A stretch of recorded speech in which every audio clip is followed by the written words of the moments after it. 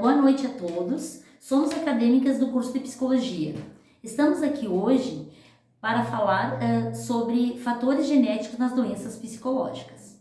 As doenças psicológicas, elas são distúrbios que prejudicam a vida social e até problemas físicos, sendo uma das questões de saúde pública.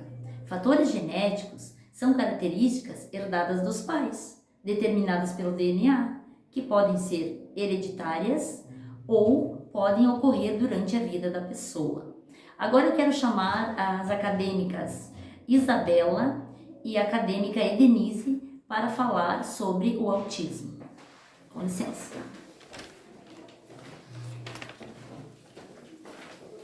Eu sou professora Edenise, da Educação Especial, sou loira, o cabelo acima do ombro, estou com uma camiseta do símbolo do autismo e logo abaixo tem uma frase que eu amo o autista. Então, o transtorno do espectro autista, o TEA, é uma condição neurológica e do desenvolvimento que afeta as funções cerebrais, caracterizado por dificuldades de comunicação, interação social e comportamento, sendo uma condição permanente descrita no DCM, Manual de Transtornos Mentais, desde 1980. O termo espectro é devido a situações de graus diferentes. Os primeiros sinais do TEA podem ser notados em bebês de poucos meses. A relação do autismo com a genética, alvo de pesquisas onde a herdabilidade é estimada em 90%. Mas mesmo o autismo sendo relacionado à genética, nem sempre será hereditário, ou seja, nem sempre transmitido geneticamente pelos pais. Eu sou Isabela, sou professora de matemática, sou morena, estatura média, cabelos compridos, olhos castanhos. Eu vou falar agora para vocês sobre o autismo em adultos. O autismo é um transtorno fortemente associado à genética, com 90% de herdabilidade. Alguns fatores genéticos são associados como síndrome dos cromossomos X, frágil, a esclerose tuberosa, e duplicação parcial dos cromossomos 15, a fenilcetonúria, não tratada. Para diagnosticar, precisa-se saber o histórico familiar para analisar. O autismo em adulto se manifesta mais tarde. Por ser considerado leve, os sintomas são dificuldade de socialização, dificuldade de comunicação, dificuldade de se expressar, isolamento, dificuldade de reconhecer uma metáfora, dificuldade de interpretar expressões faciais, agressividade. Estima-se que 200 mil pessoas possuem a síndrome em Santa Catarina. 3 milhões de pessoas possuem a síndrome a nível nacional, pelos dados da prevalência internacional. Ao se manifestar os sintomas, deve-se procurar um neurologista, psiquiatra ou um psicólogo para diagnosticar, pois são profissionais capacitados para isso. Também envolver-se com a prática de esportes, artesanato, música, etc., para interagir e canalizar as energias. Agora chamo a acadêmica Cláudia para falar sobre TDAH. Olá, eu sou a Cláudia e vou falar um pouquinho sobre o TDAH. Eu sou morena, cabelos com luzes, olhos escuros, estou vestindo uma blusa verde. Eu sou formada em administração de empresas e estou cursando psicologia. A complexidade genética do TDAH. O TDAH é um transtorno de déficit de atenção e ou hiperatividade, uma condição neuropsiquiátrica. Suas principais alterações são a desatenção, a impulsividade e a hiperatividade.